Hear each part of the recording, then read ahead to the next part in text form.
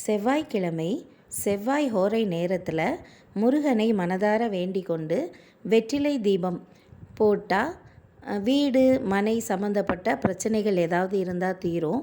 புதிதாக வீடு கட்டணும்னு நினைக்கிறவங்களுக்கு அந்த யோகம் கைகூடி வரும். மேலும் சொந்த வீட்டில் இருக்கும்போது இல்லை வாடகை வீட்டில் இருக்கும்போது வாஸ்து தோஷம் ஏதாவது இருந்தால் இல்லை அந்த நம்ம இருக்கிற வீட்டில் சில பிரச்சனைகள் இருந்தால் இந்த மாதிரி வெற்றிலை தீபம் போடும்போது அது சரியாகிவிடும். மேலும் நம்ம செவ்வாய் வெள்ளிக்கிழமைகள்லையோ இல்லை நல்ல நாட்களில் இல்லை தினமுமே கூட சாம்பிராணி போடுவோம். அது ஒரு வழக்கமாகவே வச்சுருப்போம். சாம்பிராணி மாலை நேரத்தில் நம்ம ஏன் போடுறோன்னா, லக்ஷ்மியை வரவேற்கும் விதமாகவும் நம்ம வீட்டில் உள்ள தீய சக்திகள் ஏதாவது நெகட்டிவ் எனர்ஜி இருந்தால் அது வெளியில் போகிறதுக்காகவும் நம்ம அதை போடுறோம். இதில் இந்த சாம்பிராணி கூட கொஞ்சம் மூலிகைகள் கலந்து மூலிகை சாம்பிராணியாக நாம் போடும்போது சில பலன்கள் விரைவாக கிடைக்கும். இப்போ அடிக்கடி வீட்டில் நோய்வாய்ப்படுறது, பொறாமை, யாராவது நம்மளை பார்த்து பொறாமைப்படுறது, கண் திருஷ்டி, இந்த மாதிரியெல்லாம் இருந்தால் இந்த மூலிகைகள் கலந்த சாம்பிராணியை நாம் அடிக்கடி வீட்டில் போடலாம்.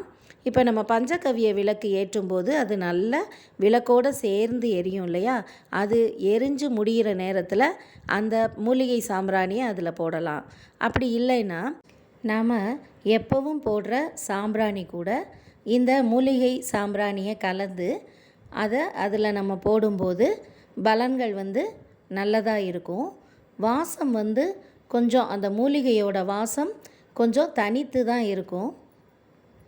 இதில் என்னென்ன மூலிகைகள் சேர்க்கலாம் அப்படின்னு நான் சொல்கிறேன்.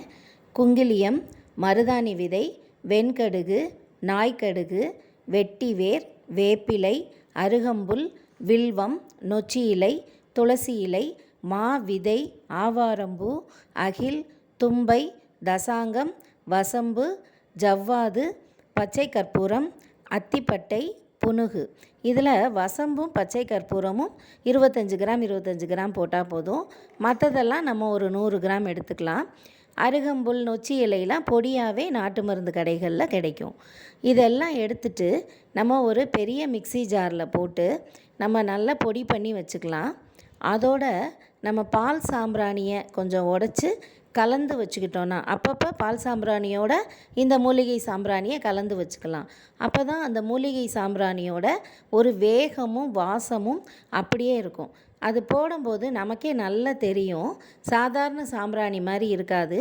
அந்த வாசம் கொஞ்சம் கடுமையானதாக தான் இருக்கும். இதில் சொல்லியிருக்கிற எல்லா மூலிகைகளுமே நாட்டு மருந்து கடையில் கிடைக்கும். எல்லாமே கிடைக்காட்டா கூட முக்கியமான ஒரு 9 மூலிகைகளை சொல்கிறேன்.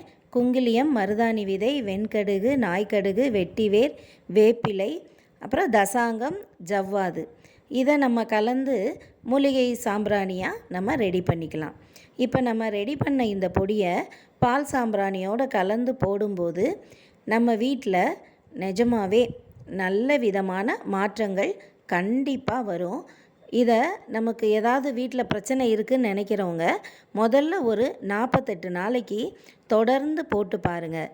எந்த பிரச்சனையாக இருந்தாலும் அந்த பிரச்சனைகள் கண்டிப்பாக விலகிடும். அதுக்கப்புறம் வாரத்தில் நம்ம 2 நாள் போட்டுக்கலாம். காலை மாலை 2 வேளையும் 48 நாள் போடுங்க.